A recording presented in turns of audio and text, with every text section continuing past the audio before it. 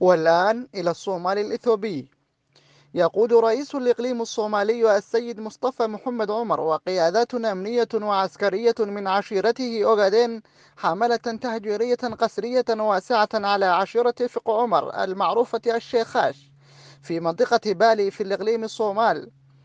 علما بأنه كانت نزاعات قبلية بين هاتين العشيرتين، واندلعت حروب طاحنة بينهما على مدار العقود الماضية، مما أسفر عن مقتل الآلاف وتهجير قياسي في الإقليم. وكان آخر هذه الحروب في شهر مايو الماضي من العام الجاري، حيث ألقت القبض ميليشيات ليوبوليس على 4 شبان من عشيرة شيخال، وهم يتسوقون من قرية تقع في المنطقة، وأودعهم في السجن ثم ذبحتهم في الليل، مما أدى عن نشوب حرب بين السكان وبين الميليشيات على إثر هذه الحادثة الأليمة. وقد تدخلت القوات الفيدرالية الإثيوبية بعد استمرار الحرب على مدار 3 أيام لم تتوقف الإمدادات والحشود من هذه الميليشيات المجرمة. ومحاولة من السلطة لاستبقاء ماء الوجه، شكلت لجنة وصفتها بلجنة النخبة، وهي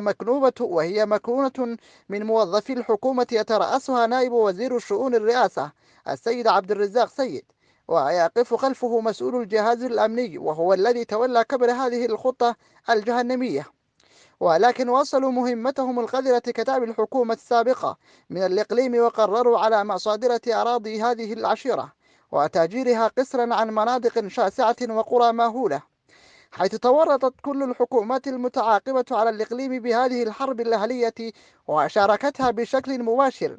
حيث استخدمت الشرطة العسكرية السيئة السمعة المعروفة بليوبوليس، وهي ميليشيات معروفة بوحشيتها وقسوتها ضد سكان المنطقة وسجلها مليئا بانتهاكات حقوق الإنسان.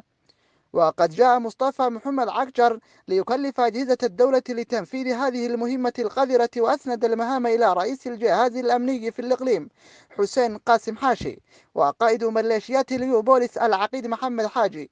والجميع من عشيرة واحدة، وهم ينتمون قبيلة أوغادين. ويبدو أنهم عازمون من الثار والانتقام من القبائل الصومالية عموما، وخصوصا هذه العشيرة.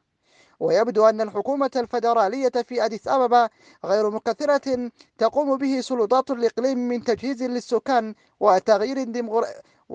ديمغرافي وإبادة جماعية وتطهير عرقي، وكل ما يجري في الإقليم من انتهاكات ضد حقوق الإنسان، فهي مثقلة بمشاكل الثورات الأورومية والاحتجاجات الشعبية التي شلت الحركة في البلاد. وقد خلى الجو لمصطفى وطاقمه للانتقام من قبائل صومالية، ويناشد شيوخ وأعيان عشيرة شيخاش الحكومة الفيدرالية بوقف هذا العدوان وهذا الإرهاب الذي تمارسه سلطات الإقليم ضد هذا الشعب المدني الأعزل، ووقف نزيف الدم وكبح جماعة الميليشيات القبلية التي ترتدي الزي العسكري لارتكاب مزيد من المجازر كعادتها السابقة.